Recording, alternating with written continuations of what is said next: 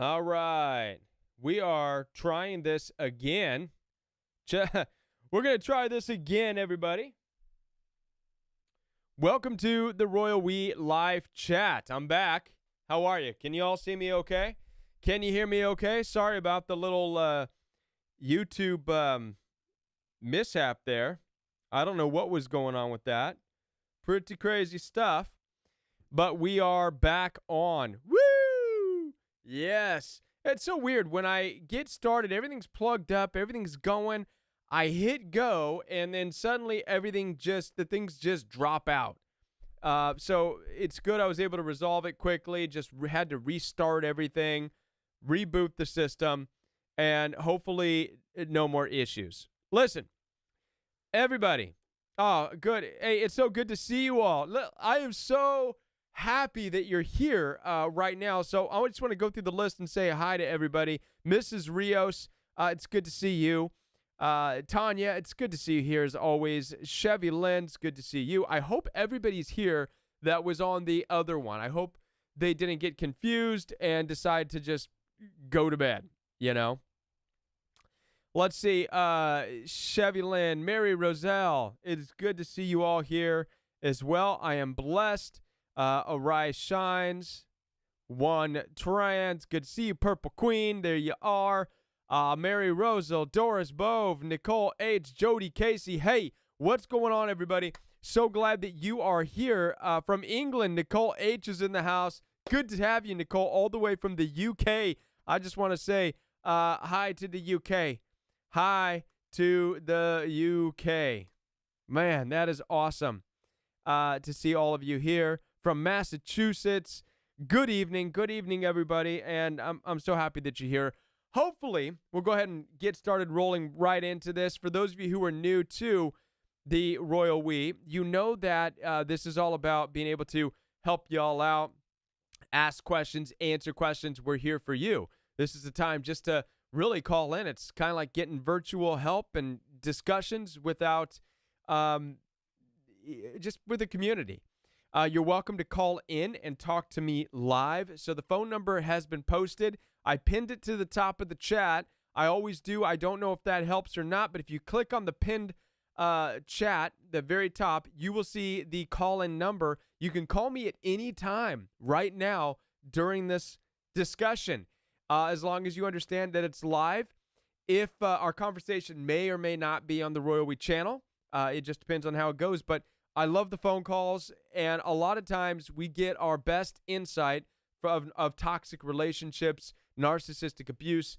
We get the best when we are communicating, when we're all talking about it, do we not? We gain a lot of insight, a lot of valuable insight from the phone calls. So get those phone calls coming in. If you're shy, don't be. Ask those questions that you've always wanted to ask. Bring up the conversations and the topics that you've wanted to bring up. Share about what's going on. Share about how you deal with situations. You never know who you will be helping. So the phone number is up there. Let's see now. Talking about some of the videos that you most likely saw last week. I hope that the bullying video was well received. I know that after our last Monday night conversation, I said that the bullying video was going to be out that next day. Because bullying, especially in the world we live in, bullying, narcissistic abuse, it was a difficult one. What? Audio's out? No, it's still going. Audio's going. Huh, interesting. I think Wendy Cole is still on the other channel. At any rate, sorry, Wendy. Can't answer you right now. At any rate, so the bullying conversation was a difficult one. I wanted to make sure that I did a good job. I wanted to make sure that I put it out there, you know? And so anyways, hopefully you liked it. So let's get right in to Royal We talking about questions, answering some things. Let's see. Right now, we've got a question from Joe in the Know. Joe in the Know, thanks for writing in to the Royal We. The question is, hi, Kevin. I have a question. Please, Is a narcissist someone who can maintain past long-term friendships? Stated on another YouTube channel. Thank you, Joe from Australia. Interesting question. Can narcissists maintain long-term friendships? I take it friendships that maybe began in high school or junior high. Can narcissistic people maintain these friendships? In my experience, yes. As a matter of fact, they can. And this is a difficult one because we look at this in some way as showing that they are somehow capable of having friends and we're not. That perhaps they are the friendly ones, able to maintain long-term relationships, and we're not. It can make you feel like maybe you're the problem in the situation. After all, a narcissistic person has these great long-term friendships. However, in my experience, what I've seen in these relationships that are long-term, these kids or these people grew up going to high school together, a place where you really have no choice, but you have to find a clique. You have to find a place of belonging, whether it's the skater group or it's the jocks or it's the goth group, gothic, crew, whatever. There's really no way around being forced into a situation, especially in public school, where you have these long-term friends, or it could be a job. And so in my experience, I see that a lot of narcissistic people grow up in their adulthood still having connections with some of these people. The connection is nowhere near the same what it was in high school. We're talking about once in a while a phone call, once every 6 months maybe, once every 3 months, and all it is a phone call. There's no real deep connection with these people. Every now and then they'll hang out. And they typically happen to also be very shallow, surface level relationships. So I want to challenge you also in this way in understanding narcissists when they deal with long-term friendships. Their friendships with these people typically are centered around what they did in high school. A lot of times people in high school just were trying to find themselves, trying to find what clique they belonged in. So there was a lot of partying, a lot of escapism. And the relationship can tend to be kind of centered around that. You'll notice that they just share old stories about how they got drunk or how they did this or how they got in a fight in high school. They just kind of relive those things over and over again. That is, for a narcissist, the nostalgia that they have. So yes, but as far as having deep communications, deep relationships, constantly in each other's lives, not typically. I haven't really seen that. That's just my take on it. Hopefully that helps answer that question. Let's see, what else do we got here? And by the way, like I said, guys, you're welcome to call in. The telephone number is posted. I pinned it to the top of the chat. Let's see, any other questions on here so far? Any other conversation topics? Not really. Nobody wants to call in and talk right now.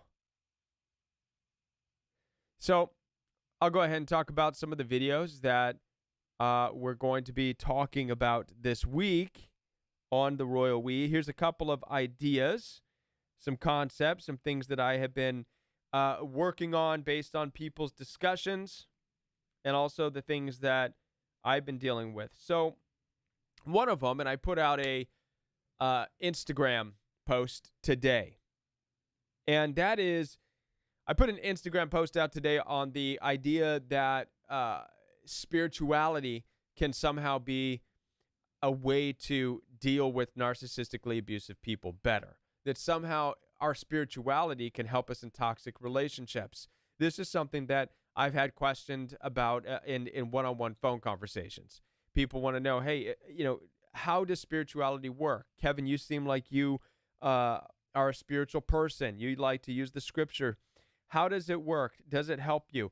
Does it help you in dealing with narcissistic abuse? And my answer is this. It was a very difficult challenge for me in understanding my place in my spirituality along with narcissistic abuse. I discovered a couple of false beliefs that I had about spirituality, about Christianity.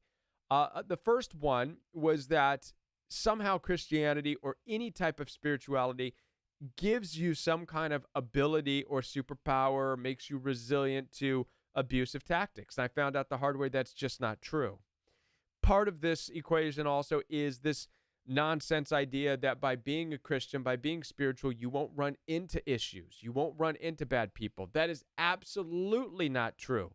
So in spirituality, it's easy to get caught in this bubble of, one, I'm protected because I'm spiritual. I'm protected from the evil, bad world.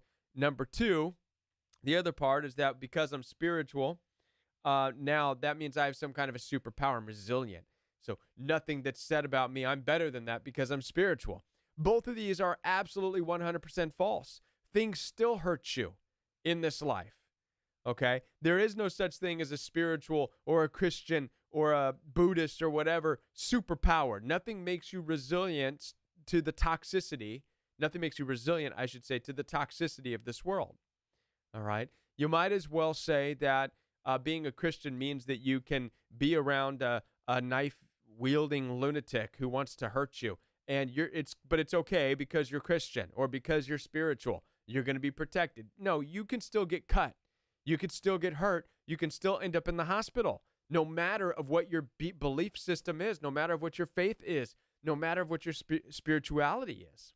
I think one of the things that we forget, especially as Christians, is, we look at the story of Jesus and we see it, the story of Jesus as this love conquers all story. But I believe the other side of this that we don't like to pay attention to is the reality that Jesus was exposing humanity. And what he exposed was that no matter how good he was, no matter how giving he was, no matter how many people he healed, at the end of it, people, narcissism, the toxicity of the world still nailed him to a cross. Do I need to repeat that again? I think that what Jesus exposed, it wasn't a story of love conquers all. It's a story of watch this, everybody, because you're following me, because you believe in something greater than this earth. So you need to see something here. No matter what I've done, no matter how good I've been, no matter how many people I heal, no matter how great of an influence I may have, the narcissism of this world still wants to put me on a cross. We need to remember this. When we think that we are somehow protected because of spirituality, when we think that somehow we have this superpower, you don't. You have to understand that there is still a world of narcissism that wants to bury you. And your Christianity or your Buddhism or your Muslimism or your, yoga, stretchyism, whatever you want to call it, is not going to protect you. This is a video I'm going to be working on. Okay. There's another part to this too. The other part is that we tend to think that as being spiritual, that not only are we strong, but we can somehow pray for other people and change them. And this is very common. If I pray for them, if I pray for narcissists, will I be able to heal them?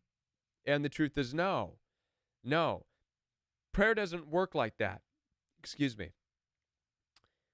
I believe that one of the biggest letdowns that we've been taught about in church is that our prayer can somehow manage to deal with. By the way, if anybody's trying to call and having a hard time, let me know. One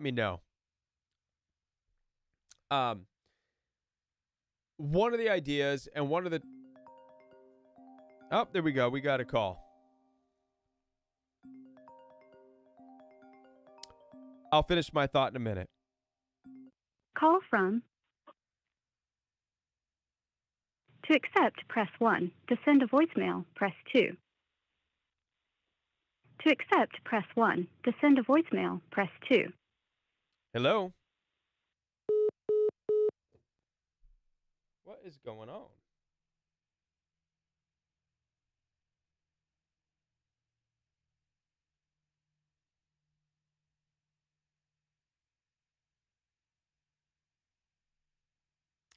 That was weird. Well, I'll call him back, see what happens here. Rough night of phone calls here, guys.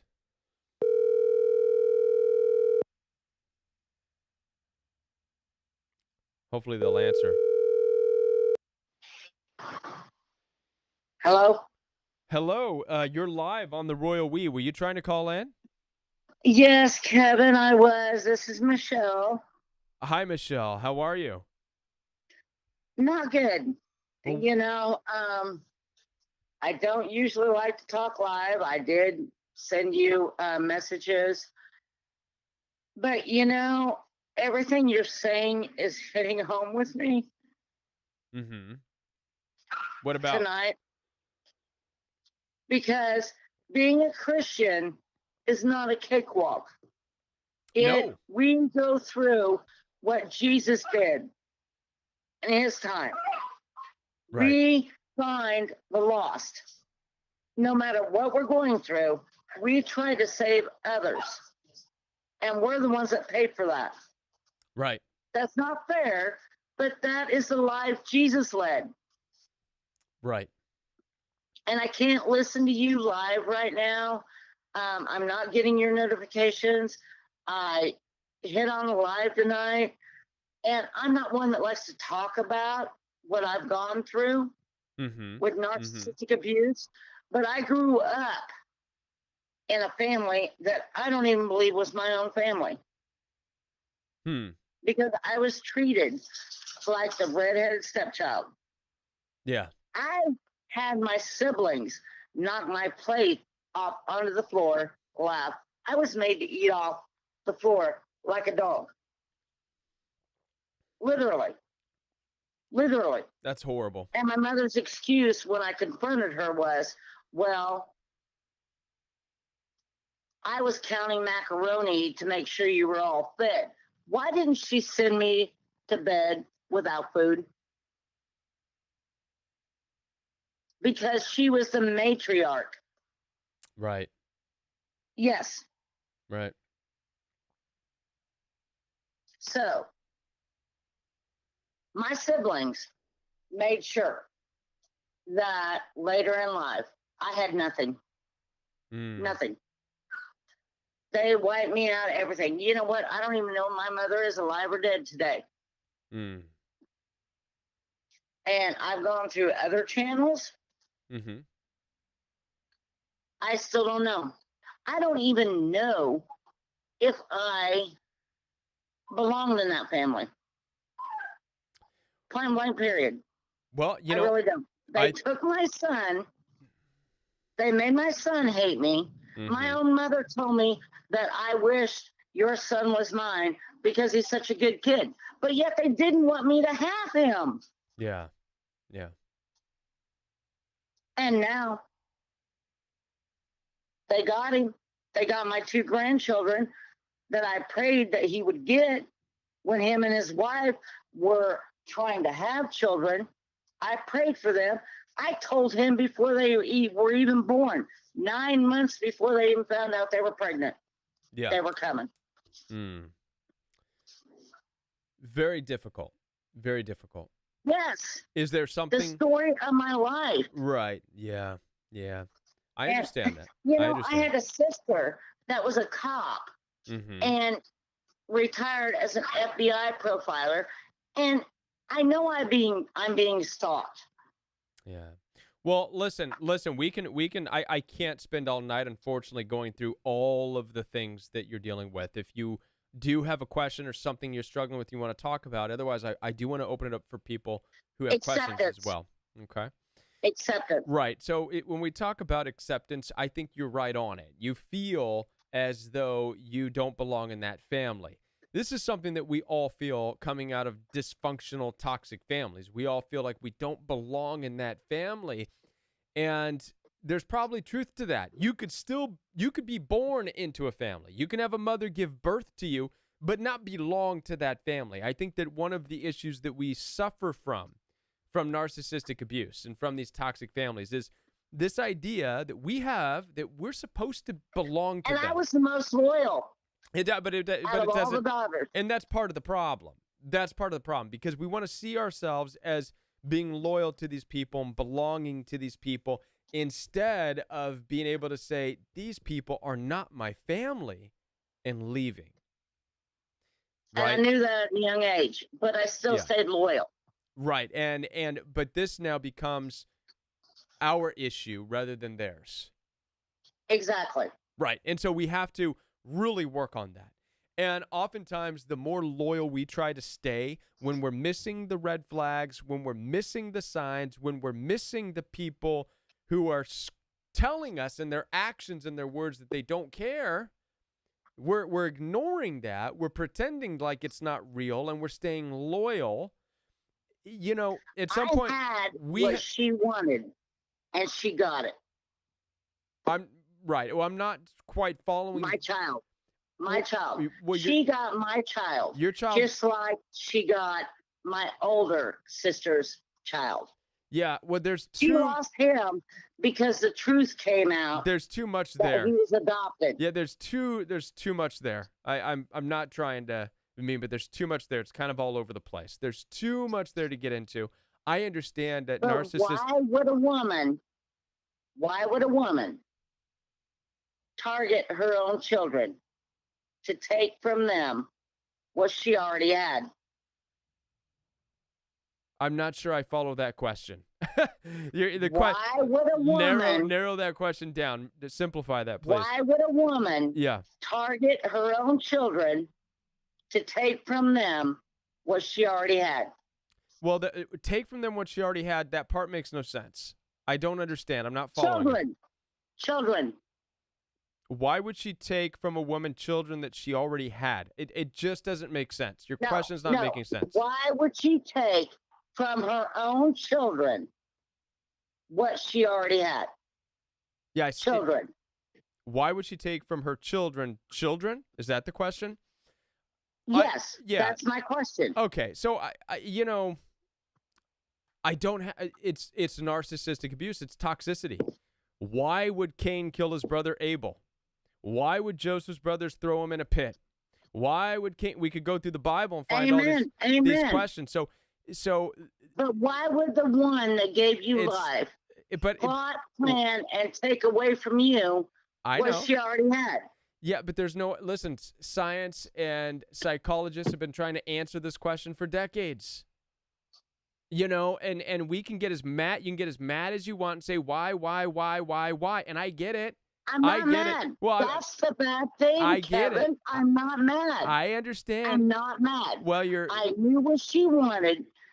She basically got it without me throwing a fit. Yeah, listen. But why would she want to take that away from me? I don't have the answer for you. I don't have the answer. I'm unacceptable. I don't have any contact with any of those members of that family. Yeah, I don't. And you know what? I don't even know if this woman is dead or alive. I'm not sure. And I'm not sure why.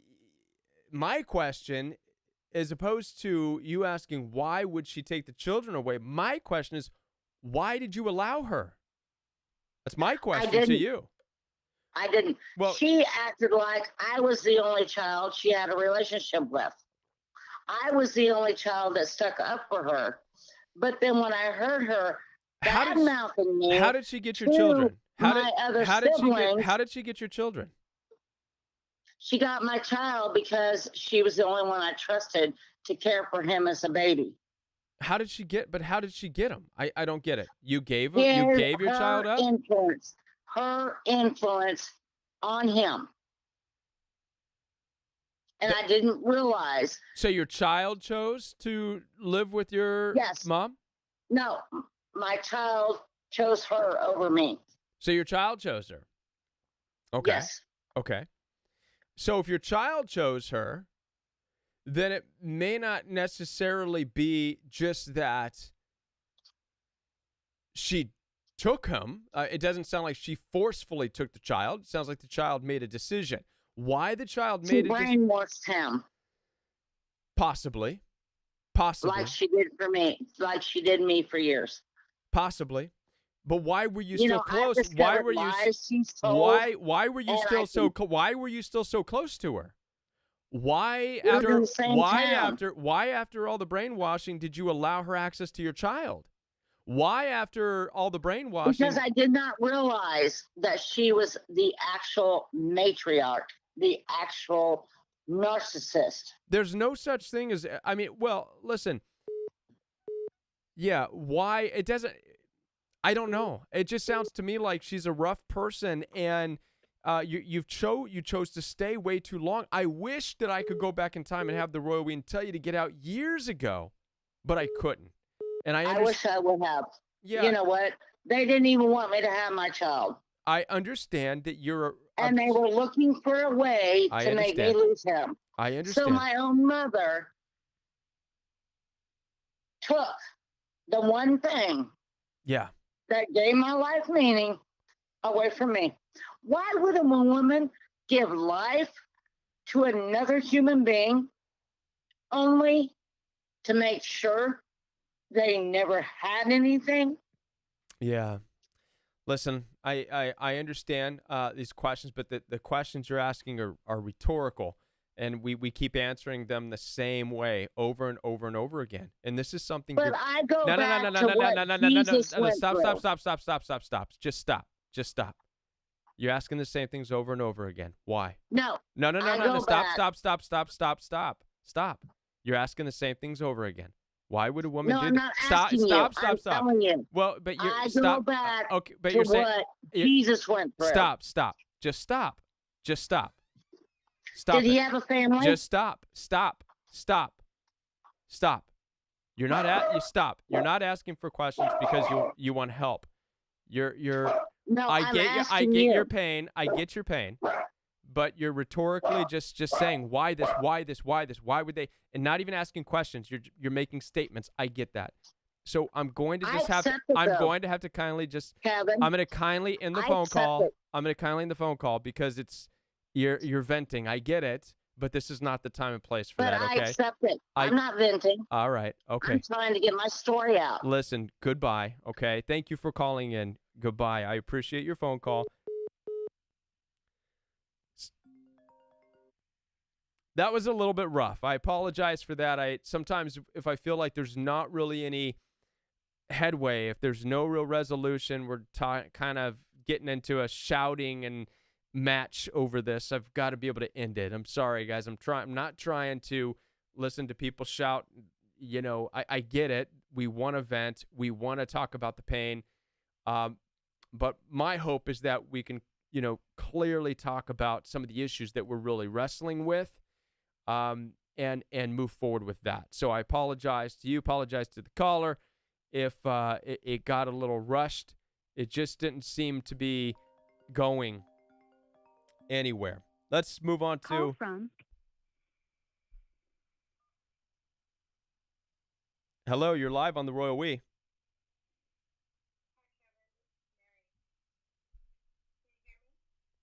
Hang on one second, Mary.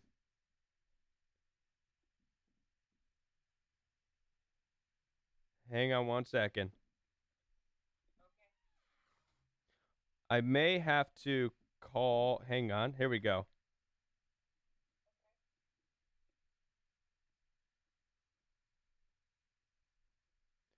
Sometimes these phones. Mary, I may have to call you right back, okay? Okay, that's fine. All right, let me call you right back. Thank you. Bye.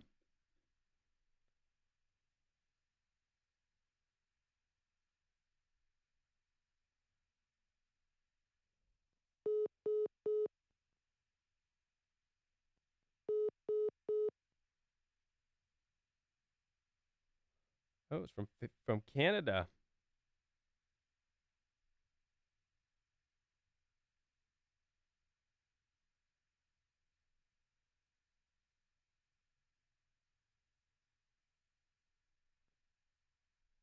Hopefully this will be Mary. Mary was calling from Canada.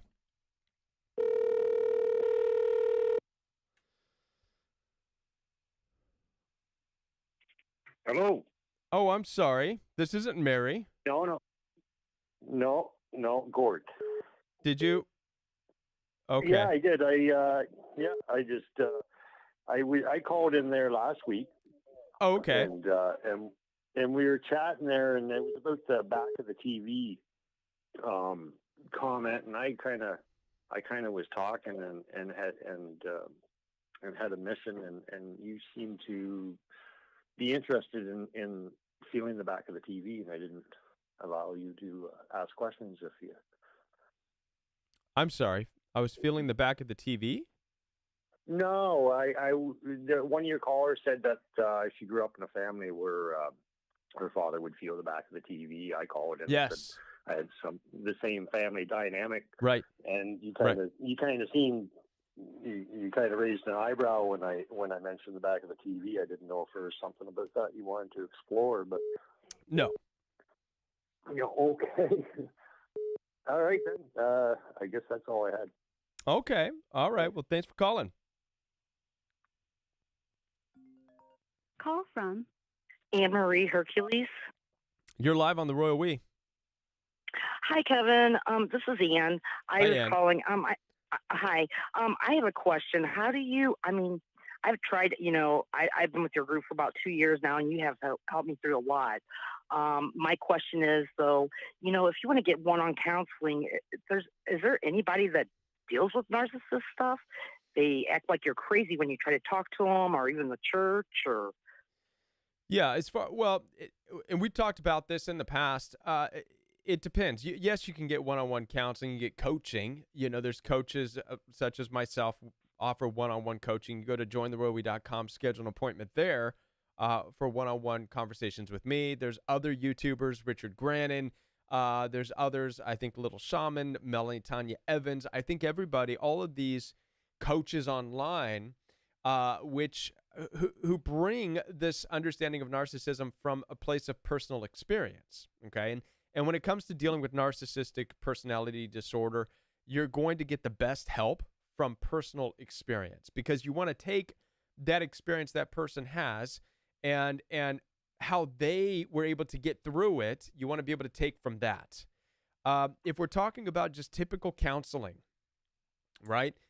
From somebody who just went to school to learn how to be a counselor. Yes, they're trained. And I've been to counseling, by the way. Okay. And not only that, but before I really got into narcissistic abuse, I was also what they call a lay counselor in church. But I hadn't yet had my awakening moment. I had not yet dealt with the narcissistic abuse, the frustration, the ongoing cycle of abuse that I was in with in-laws. That dynamic that I couldn't figure out. I couldn't fix it no matter what. So, but I was a lay counselor. And the reason I'm bringing this up is because that type of counseling, whether it's church counseling or academic counseling or whatever that you pay, it's mostly just by the book. It's education. You're taught, okay, you listen to people, you try to get to the root of the problem, and it's always focused on the self, which is good. But where I think a lot of times these counselors and churches fail is they try to get you to this place where you're not really mad at them. But the truth is, no, you are mad at them, and you need to be mad at them, okay?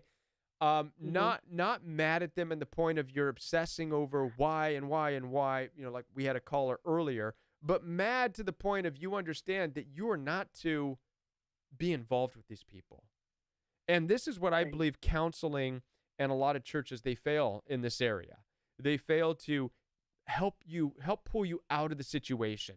Their method is to, stay in the situation and let's figure out what's going on inside of you. How are you maybe misinterpreting the love from the person that you're dealing with? That's the typical church counseling and this typical academic psychology counseling. Very rarely, not until probably now are they like, no, okay, get out. You're dealing with an abusive person. So in the past, that wasn't a thing. Tell me how you're feeling. And so I think that a lot of us have been really hurt by that. I remember I signed up one time to have prayer, a deep prayer in a big church in California. It was called Sozo Healing. And I was desperate for something to help in my situation. Yeah. Signed up for this Sozo's Healing, which is me going in, sitting in this room, talking with this person as they would pray and break these strongholds. During the conversation, he had this person, as a man and a woman there, had me name the people that were constantly on my mind, name these people. And I remember naming them. And then the thing they said after that was, you're not really mad at them. And I was like, And it almost convinced me. And I left that situation with that deep sozo praying or whatever, where they said, you're not really mad at them. You love them. I left that, and I was still stuck in a place of hurt and anger. So that's what we have to be cautious about with these types of counselors. Right. Well, I had one too. I had went up to the church. I needed some healing or looking for something, you know. And I had went talked to the priest up there, and he pretty much thought I was lying, you know. It made me feel like horrible, you know. And I didn't understand that. He didn't understand what I was going through. My husband didn't understand. My family didn't understand. They just thought I was like going crazy. But, you know, it was like I had to heal. I had to learn how to let go. Right. And I still do that every day because I hear, you know, when I hear his voice or I hear something about him or, you know, it eats me up real bad. Right. Right. So, you know, so letting go is so hard and not, you know, like I did let him go and then for a year and then I try to get, this is my son, you know, try to get back in his life and it's all back over again. It's like, I should have never done that.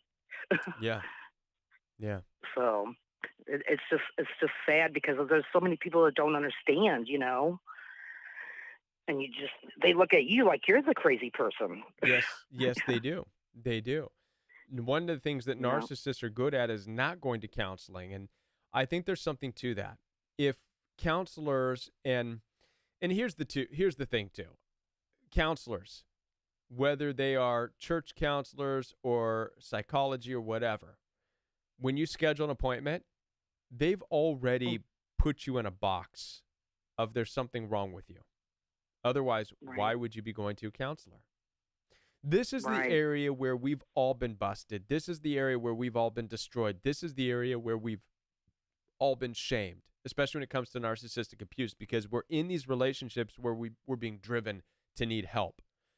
And what's happening is by going to counselors or church counselors, they're looking at us as, okay, here's somebody else with issues. Yeah, and we have issues. Our issue is we're not being talked about. We're not being told how to deal with bullies.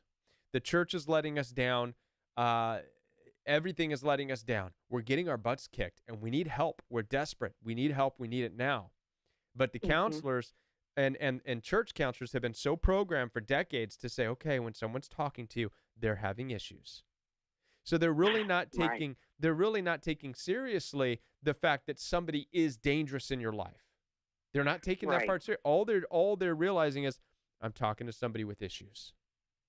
So this is another reason as to why these types of counselors don't work. Right.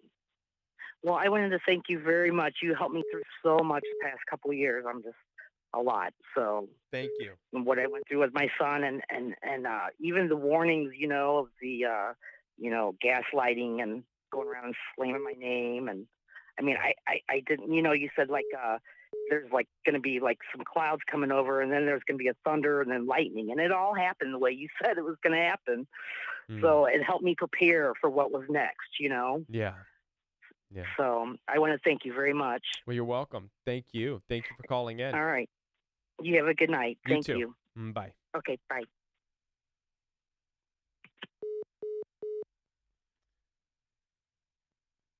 We're getting a lot of calls in tonight. I'm very grateful for that.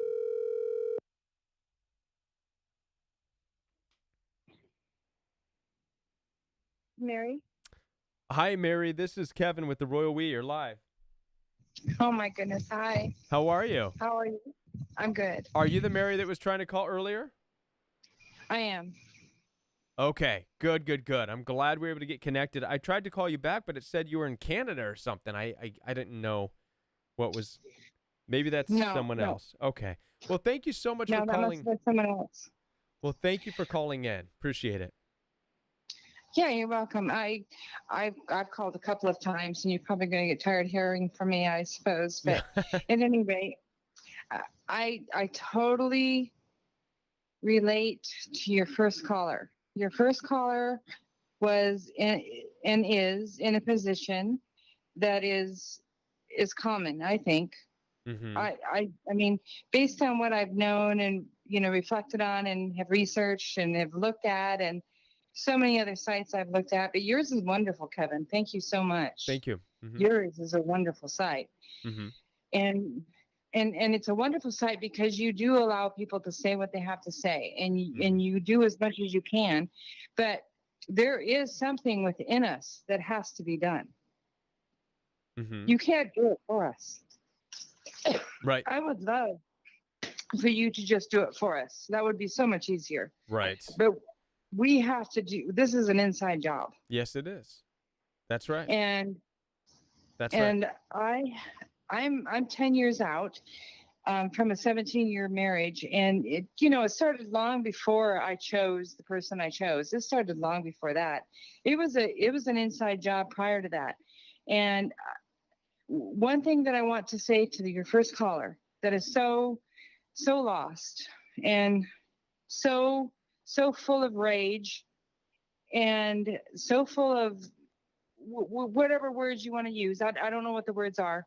Mm-hmm. But if you read Ephesians, the first couple of chapters of I believe is it Ephesians or Ecclesiastes? I don't remember now. But when you give your life to God, there are several things that He promises you, and He promises that He will be beside you. He promises that you got the seal on your forehead.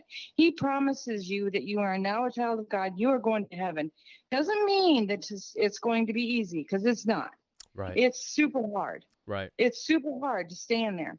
But He does make a whole bunch of promises to you, and you've got to stand on those promises. You have got to write them down, put them in a journal. Amen. Put them in your brain, put them in your head, but you have got to stand on those, because this world's temporary. Right. And people are going to mess with us.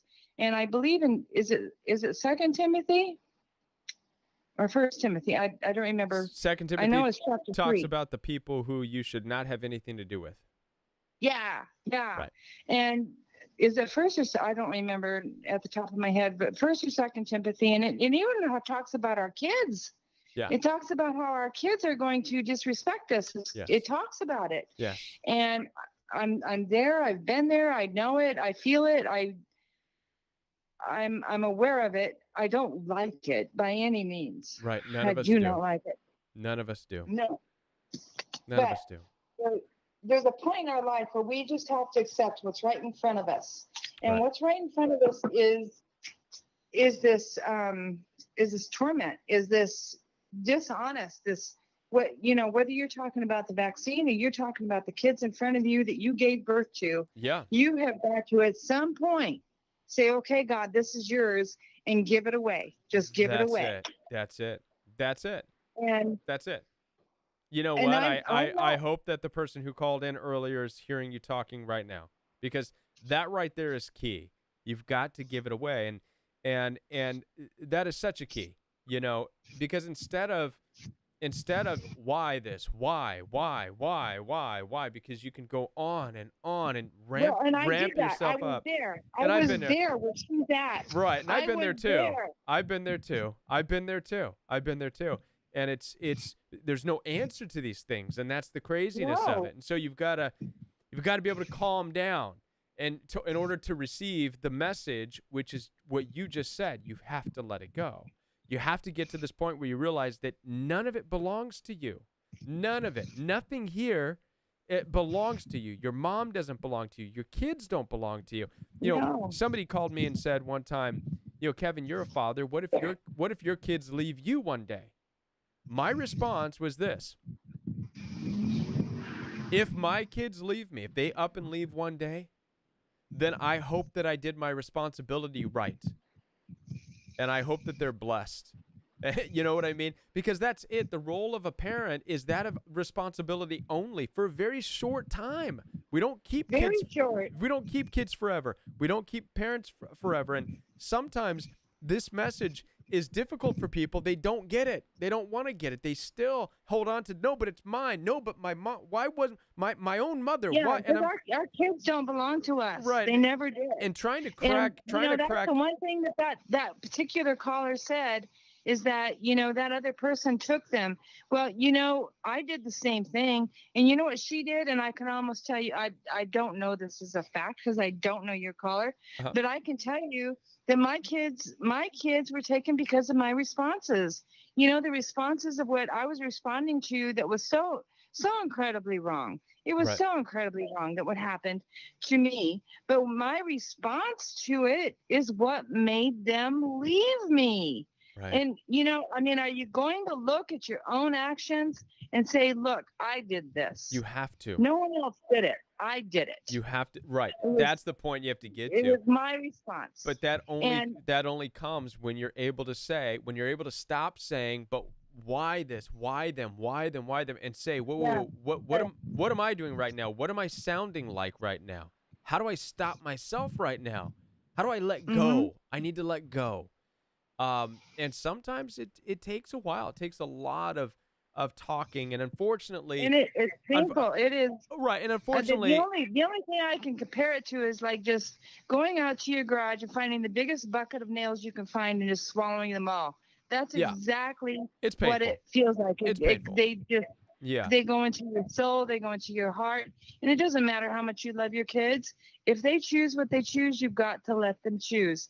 You've got to let them, because can you imagine what God's feeling?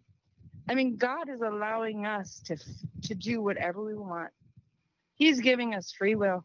Unfortunately. Yeah. Unfortunately, but fortunately, that's the thing, it's, and free will. I put an Instagram post up today about people who want to, find out if spirituality can help. Listen, your spirituality and all the praying in the world will not bust through somebody's free will. You can't pray for somebody else to change. You can pray for. No, we're not the Spirit. You can pray, we're not the Holy Spirit. Yeah, you can pray for yourself to change. In fact, I challenge people to change in their prayer life. And instead of trying to figure out if I pray for the narcissist, will they change? How about this? Pray that God gives you the insight of what you need to do. Either stay or leave. Yeah, and when that happens, it's going to upset the apple cart. It's going to happen, and it's going to upset the apple cart, and things are going to, because, when you pray for yourself and it happens, you're going to upset the apple cart because nothing else around you changes. Right. Everything, that's their decision, and you cannot make them make a decision. You can only make that decision for yourself. That's right. And when you do, it upsets everything around you, and there is a change that goes on, and you might be the one out. And God bless us all. God bless us all for having the strength and the ability to be able to do that. But you've got to do it. You've got to stand strong, and you might even have to stand alone. And if that's the way it goes, then that's the way it goes. That's it. And that's it. A lot of people don't want to hear that, what you just said. No. That when it comes down to it, you may be alone, because that's the reality of it. Nobody wants to. But no, I want my mom, and I'm supposed to have my mom, and I'm supposed to have my kid. No, listen, everything here is temporary. Everything. You may have nobody. Exactly. You may have nobody. And here's the deal. When we die, and there's so much just weird things wrapped up in this, but some people believe that when you go to heaven, you're going to reunite with all your family members. There's no indication of that. As far as I'm concerned, when you die, it's going to be you facing your creator. That's just how I see it. And you're not going to look to your left or your right. You're not going to see your mom or your kids, and there's not going to be any excuses for how you live your life. God's going to ask you, what did you do with your life and the skills I gave you? Well, but my mom took this and my mom did that, my kid, and God's going to stop and say, whoa, they're not here. Your mom's not standing next to you. Neither are your kids. What did you do with your life? No, but who? But they did this to me. But they did that to, and God's going to say, they're not here. I'm talking to you. I gave you gifts. I gave you something. What did you do with it? Exactly. What'd you do? And so and I don't have all the answers. I don't claim that I have any answers. The only answer I do have is the one that is written in the Bible, and that says, give your life to God. Yes. And what are you going to do with that? What are you going to do? Are you going to read the Bible? Are you going to get up this morning and read the Bible before you get started with your day? Yeah. What are you going to do with your life? That's right. As simple and as measly as you might think it is, That's it. you might be running across some stranger, somebody. You might have something to say just to save one person, just Yeah. to save one. It might not be your kids. It might not be your mom. It might not be anyone else that you know. It might just be a smile. If you've got your mask off, it might just be a smile. You know, It's true. Listen, I'm gonna wrap this up by putting something deeper, just putting something deep out there. A lot of people aren't gonna like this, but there's a scripture where in the Bible where somebody went to Jesus and said, Jesus said, "Follow me," and the person said, "Well, let me go bury my father first." Apparently, his dad just died. Dead bury the dead. Jesus' response was, "Let the dead bury the dead." And Yes. Now, but wait a minute. This applies to what we're talking about as well. Hanging on to things in life. Things that are going to hold you back from being the best that you can be. Whether it be the children that left you, the mom that abandoned you, the father that abandoned you. This is all dead. Because listen, there's two dead that Jesus is referring to in that scripture. The first dead is the father that's actually physically dead, okay? But when Jesus said, let the dead bury the dead, he's saying that there's another type of dead. What's he referring to? He's talking about the other dead, the dead that does nothing but mourn the loss and mourn things of this earth. He's saying they're no good. They might as well be dead. If all you do is walk around this earth saying, but where's this and where, and you gotta, it's dead because you're not living life. You're living life for what's going to be gone tomorrow. You might as well be dead. And so we can apply that to our discussion tonight for people who are struggling with, well, my children left me, or my ex left me, or my mom abandoned me, my dad, and it hurts. I get it. My dad abandoned me. It hurts. I know. But I can either choose to be dead about it and just complain about it all my life, or I can follow the Lord and use what's in me, right? Understand what God has given me. Let's stop being the dead that are burying the dead. Let's stop being the dead that are trying to grab on to what's dead in life. Let's stop being dead people, trying to grab on to the moms that don't want us and the kids that don't want us. Listen, if they want to die, let that relationship die. Let's not be so dead ourselves that we require that in order to live. And that is where we need to watch out for. It stops us from living. These people cutting us off stop us from living, and that's got to stop. And that's it. Yeah, can you imagine if Joseph just cut it all out and just hung himself in the well? Can you imagine? We wouldn't have the story. Yeah. That we have. Well, that's it. Absolutely. Well, listen, I want to thank you for calling in. Move on. Yeah. Yes. Move on. Move on. Move on. Well, listen, thank you for calling in. I appreciate it. Thank you. All righty. Have a good night. Thank you. I'll tell you what, man, the phone calls tonight, the intensity is different tonight. I think the first caller that called in kind of set that tone, and again, hopefully the first caller, hopefully you're okay, but setting that type of tone, that aggressive, the rant, and, it really does change the tone, and it hasn't been all that bad, of a tone. It's different, but it got us worked up tonight.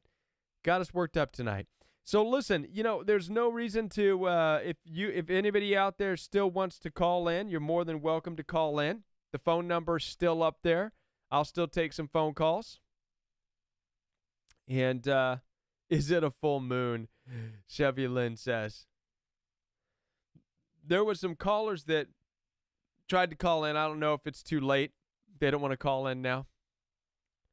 Well, this wasn't food for thought for the entire week. This was intense. it's good to know that out of all of this tonight, yes, the battery's low. Thank you. Out of all this tonight, there was definitely check the camera charger. Well, quick. Hey, someone call in. Let's chat some more. Oh. Call from Sandra D. Hi, you're live on the Royal We. Oh, hi, Kevin. It's Sandra D. I talked to you a couple of weeks ago. Yes. How you doing? I'm doing well, thank you. I just wanted to make a comment, maybe possibly to the last phone call that you were on. Okay. And just something that I've seen in my own life, too, is we can't really even ask ourselves why narcissistic abusers do what they do. It's kind of a, I don't know, kind of a fruitless pursuit to try to figure out what makes them tick or how they're wired. It is. It absolutely is. I just wanted to mention that. Yeah. So I thought how you handled and ended the call was great. I think, sometimes we need to just spend some time with ourselves and try to, go through some of that on our own, Yeah, I'm okay with venting. I understand we all need to vent because we have these questions. They're very real questions. Listen, the underlining question, if I could summarize the question right here, would be this: why is evil evil? Why? And I'm okay with venting. I get it. People need to vent about this, but when the venting turns into rhetorical questions where it's not resolving, it's just we're asking the same thing over. I have to end it. I have to say, okay, we got to. I totally understand. We have to end this because we're not getting resolution. Instead, we're ramping it up the wrong way. Yeah. And we don't want to do that. We want to mellow it out. We want to start to just get peace and calm down. And so if I don't see that happening, I have to end it. But the biggest question here is why is evil? This is it. This is the question. Right. The answer to this is this. Are you ready? Is everybody ready listening? Yes. The answer is plain and simple, good and evil.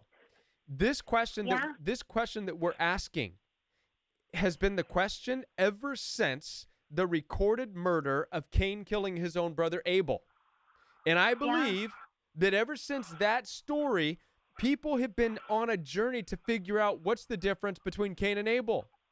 Why was one a killer? Yeah. And why did Joseph's brothers throw him in a pit? And this is all ancient. Even if you're not a Christian, even if you don't believe in God, this is ancient literature that was documented and recorded because there's a message for us. And so I believe since then, scientists, psychologists, philosophers have been trying to figure it out.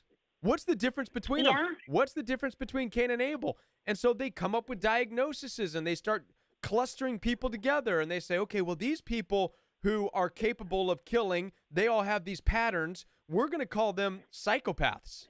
They all kind of do the same thing. And then there's these people. Well, they don't quite kill people, but man, if words could kill, these people do that. Well, we'll call these people borderline, or we'll call these people history. So you catch what I'm saying here. I think that that psychology has been trying to answer the question. They're doing the best job they can to figure this out. But the bottom line question is this: why is there evil?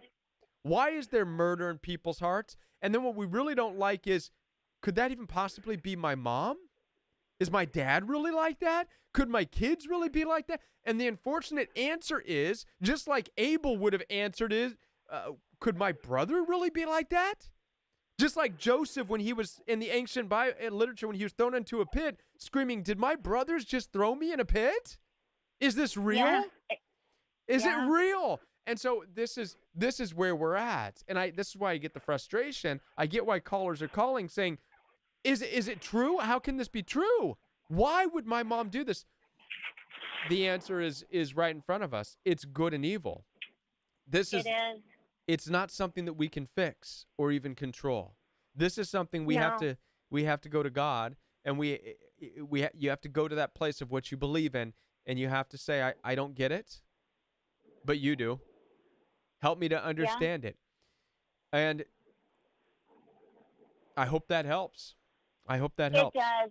It's not an answer. Really does. It's not an answer. It doesn't Yeah, end it, but there is no answer. There's no real answer to that question. There's Yeah, not. except for what you were saying. Yeah, exactly. Thank you, Kevin. I appreciate it. Thank you. Thank you for calling. Okay. All right. Bye. Bye. Yeah, there's just no answer to it. There's no answer this side of heaven. There's no answer to the reason why there's good and there's evil. All I know is this on my own personal journey. All I know is that there needs to be evil here. Because if there's not evil, then there's not good. If there's no measure. You know, one of the things that I realized is that in the beginning, according to what the ancient people were telling us about the story of Adam and Eve, in the story of Adam and Eve, when Adam was first made, there was nothing. There was nothing. Adam had nothing. Adam was given instructions, tend to the flocks, tend to the land. Adam didn't know why he had instructions. He just knew obey. That was it. He had no understanding. He had no knowledge. He had no wisdom. Adam had nothing. He just obeyed. And when God said, don't eat of the tree of knowledge, for when you do, you will die. When he ate the tree of knowledge, that's when God said, like us, he knows right from wrong. What is knowledge? Knowledge is it's knowledge. It's knowing right from wrong. That's what knowledge is. There's a right answer and a wrong answer. That's knowledge. Knowledge brought with it death. And that's what God meant when it said, surely you will die. Because with knowledge now comes the ideas of good and of evil. There comes right and there comes wrong. And this is why God, throughout the Bible and Deuteronomy, can say, I am the God of both good and evil. I cause my sun to rise on the righteous and the unrighteous. And there is no good without evil. There is no light if there's no darkness. It needs a measure, right? Light doesn't exist if darkness doesn't exist, because there would be no comparison. If everything was just light, then there would be no light. Does this make sense? Or you follow me? If everything was dark, then there would be no dark. There's dark because it's measured against light. There's light because it's measured against dark. This is our world. This is our existence. This is the curse of Adam. This is the curse, according to the ancient literature, of knowledge. There's no good if there is no evil. This is the measuring stick that we all live on. There is no Abel if there is no Cain. And I know we don't like this, because we have to step outside in this world, a world based on knowledge, a world based on good and evil in equal parts, by the way. No, the world is not predominantly good and just a little bit evil. And no, the world is not predominantly evil and just a little bit good. It's split just as much as dark and light was divided in the beginning in the book of Genesis. There was darkness. God said, let there be light. And he separated, he divided the two. There's equal amounts. We see this again represented through Cain and Abel, 1 and 1, the first two sons, half. 50% of the born population was evil. Cain, that represented 50% of the population. Did he not? He was one of two. Abel represented those who do the right thing, 50%. Was he not the other half? Right? 50%. So you have it split right there, 50-50. I believe that's very telling for us. Just as there is night, just as there is day, there is good, there is evil. It is split 50-50. We live in this world. What's our responsibility in this world? Definitely, if you know that you are a light, and the question is, well, how do you know you're a light? Well, come on. Are you out trying to hurt other people? Are you out right now planning how to break into someone's house so you can steal from them, possibly kill them? Is that what you're doing right now? No, you're here watching this video, so I think you know where you're at. Could you even imagine? Could you fathom planning and scheming to go and hurt somebody? To physically harm them, to take somebody's life? Can you do that? And if the answer is no, well, I think you know what side you're on. But watch this, because there are people right at this very moment that we're talking right now on YouTube. There is somebody out there planning and scheming where they can break in. They're premeditatedly thinking about this. They're plotting out their steps of where they can break in, how they can get this person, how they can end it, how they can try to do it without getting caught. They're planning it. That's evil. And that exists. And it's happening right now at this very moment. Probably more than you would like to even think about. 50-50. It's the world we live in. So what's our responsibility? To understand and accept that this is the harsh truth of this world we live on. That's it.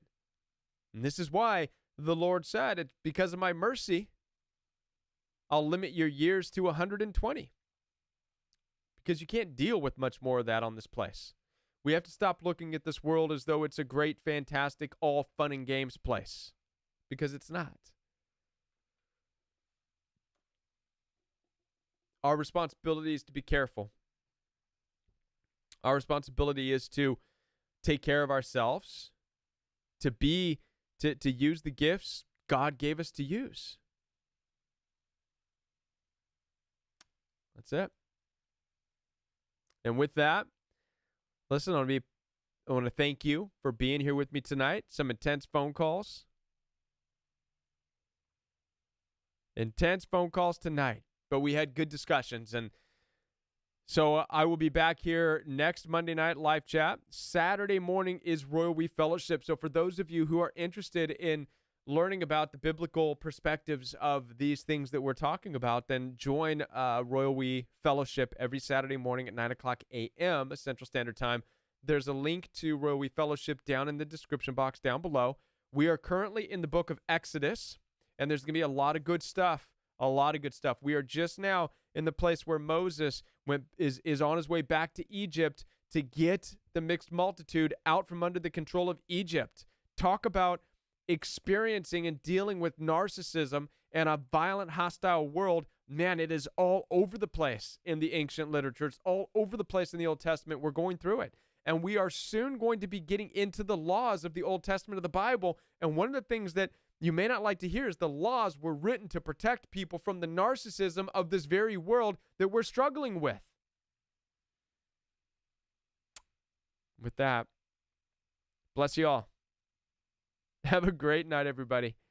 We will see you next Monday night, Royal We Live Chat. All right, have a great night. Bye.